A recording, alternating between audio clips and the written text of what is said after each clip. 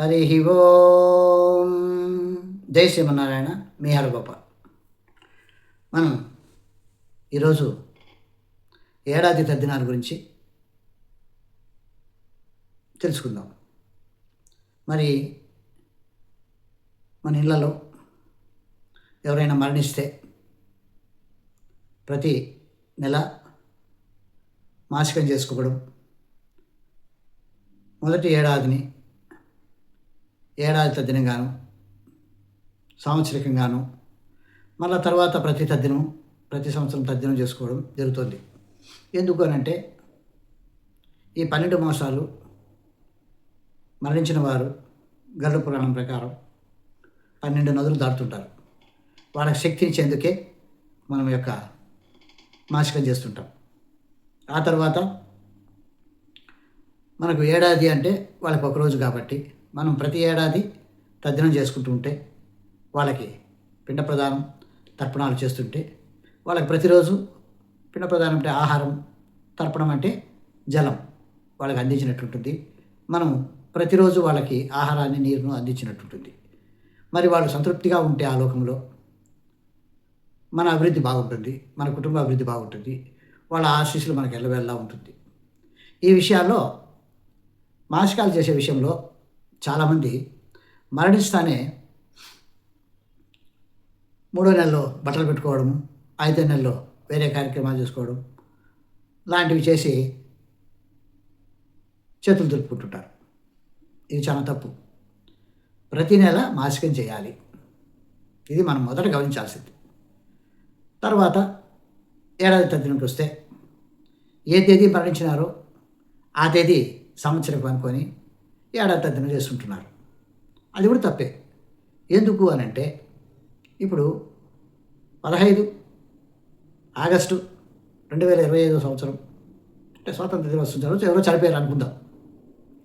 మరి 15 ఆగస్టు 2026కి ఒక సంవత్సరం అయిందని ఆ రోజు ఏడాది తద్దినం చేసుకుంటున్నారు.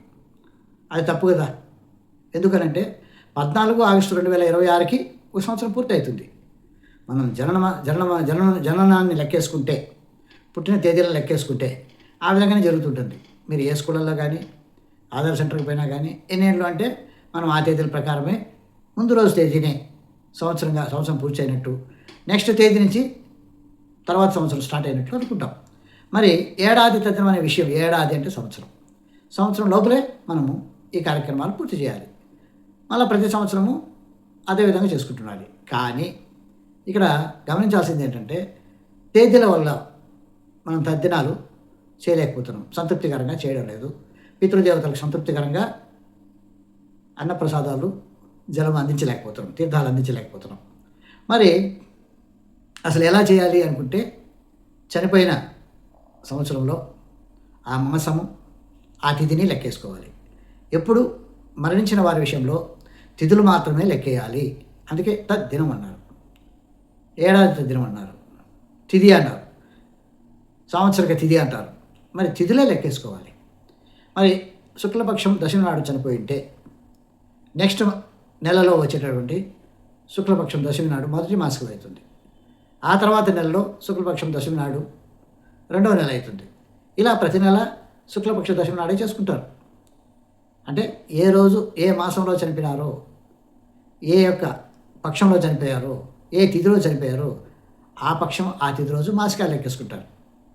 ఏడాది విషయానికి వస్తే ఏ మాసము, ఏ పక్షము, ఏ తిథి చనిపోయారో ఆ ఏడాదిలో వచ్చేటటువంటి 11వ మాసికంలో ఆ యొక్క తిథిని ఏడాది తద్దినంగా చేసుకుంటారు. ఎందుకు? 12వ మొదటిది ఏడాది అంటాం కదా, ఏడాది సంవత్సరికం అంటుంటాం. 12వ మాసంలో 12వ పక్షంలో, శుక్లపక్షంలో ఆ 12వ తిథి రోజు 2వ మాసం, 2వ సంవత్సరం స్టార్ట్ అయిపోతుంది. కాబట్టి పితృదేవతలు కాసుకో ఉంటారు సంవత్సరానికి ఒక్కరోజు. అంటే ప్రతిరోజు అన్నం, వాళ్ళకు కూడా ఆకలిస్తుంది కాబట్టి ప్రతిరోజు మన బిడ్డలు నాకు ఈరోజు అన్నం పెడతారు అని కాసుకో ఉంటారు. ఏ రోజు? తిథుల రోజు, ఆ పక్షం రోజు, ఆ తిథుల రోజు కాసుకో ఉంటారు. కొంతమంది ఏంటంటే మహాలయ పక్షాల్లో ఆ తిథి వచ్చినప్పుడు చేసుకునేస్తారు.